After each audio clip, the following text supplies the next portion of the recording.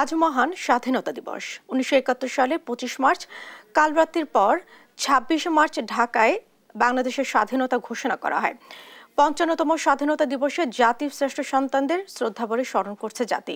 দিনের শুরুতে সাভারের জাতীয় স্মৃতিসৌধে শ্রদ্ধা জানান রাষ্ট্রপতি ও প্রধান উপদেষ্টা। এরপর সভা শ্রদ্ধা নিবেদনের জন্য উন্মুক্ত করে দেওয়া হয় স্মৃতিসৌধ। সকাল থেকে ফুলে ফুলে ছেয়ে গেছে জাতির শ্রেষ্ঠ সন্তানদের স্মরণে নির্মিত জাতীয় স্মৃতিসৌধ। সারা দেশে নানা আয়োজনে উদযাপিত হচ্ছে এই মহান দিনটি।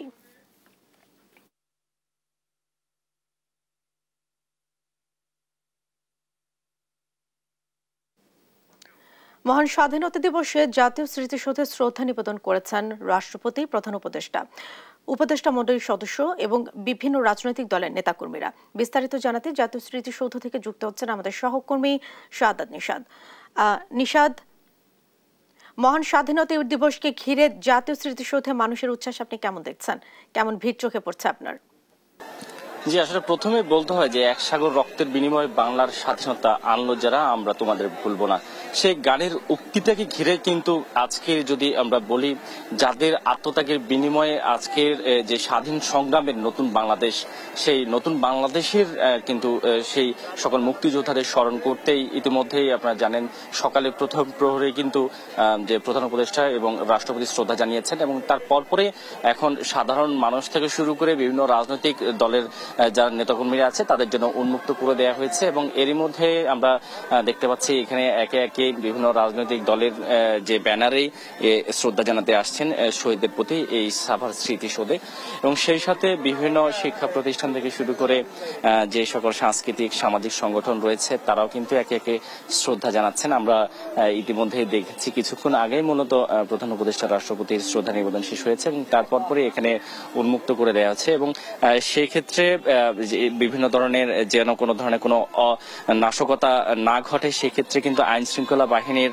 তৎপরতা এখনো লক্ষ্য করা যাচ্ছে। বিশেষ করে প্রধান উপদেষ্টা রাষ্ট্রপতির শ্রদ্ধা নিবেদনকে ঘিরে যেমন আইন শৃঙ্খলা বাহিনীর তৎপরতা ছিল, ঠিক সাধারণ মানুষের নির্বিঘ্নেই শ্রদ্ধা নিবেদনের ক্ষেত্রে কিন্তু একই তৎপরতা রয়েছে।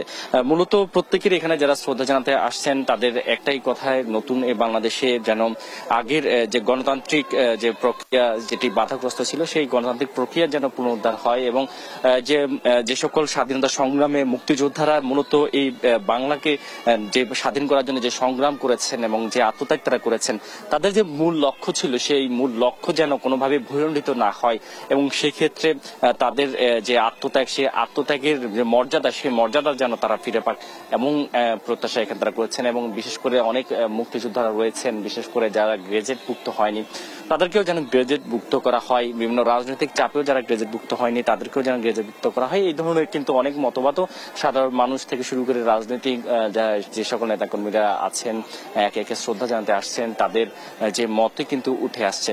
এবং সেই ক্ষেত্রে আমরা দেখছি এখনো কিন্তু এখানকার আশেপাশের শিক্ষা প্রতিষ্ঠানগুলো থেকে শুরু করে সরকারি প্রতিষ্ঠানগুলো কিন্তু এখনো শ্রদ্ধা জানাতে আসছেন। এবং আমরা দেখছি এখানে যে জাতীয় বিশ্ববিদ্যালয়ের থেকে শ্রদ্ধা জানাতে আসছেন এবং তারা একে একে সামনের দিকে এগিয়ে আসছেন, যে শহীদদের যে সাভার স্মৃতিসৌধের যে বেদি, সে বেদির দিকে কিন্তু তারা আসছেন।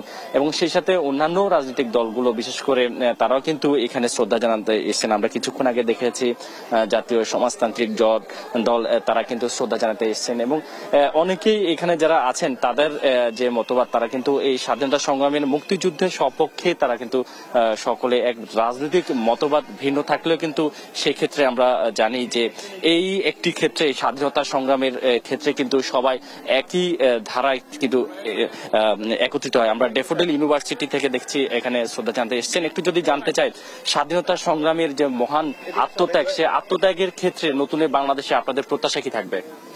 আমাদের প্রত্যাশা থাকবে যে এই সৌধ আজকের মতো এত একা থাকবে না, এটা আরো ভরে উঠবে। কারণ অনেকেই হয়তো নানাভাবে ভাবছে, আমার কাছে আজকে খুবই নতুন লাগছে, অর্থাৎ এত কম মানুষ এখানে আমি দেখিনি। আমি জাহাঙ্গীরনগর বিশ্ববিদ্যালয়ের শিক্ষার্থী ছিলাম, তো সেই জায়গা থেকে আমি এই জায়গাটা আমার কাছে তো 35 বছরের পরিচিত, তো আজকে খুব অপরিচিত লাগছে। মানে এই সময় এখানে ভরা মানুষ থাকে। তো আমি আবেদন করব যেটা যে পরিবর্তন যেটাই আসুক, যখনই আসুক, সময় মানেই পরিবর্তিত।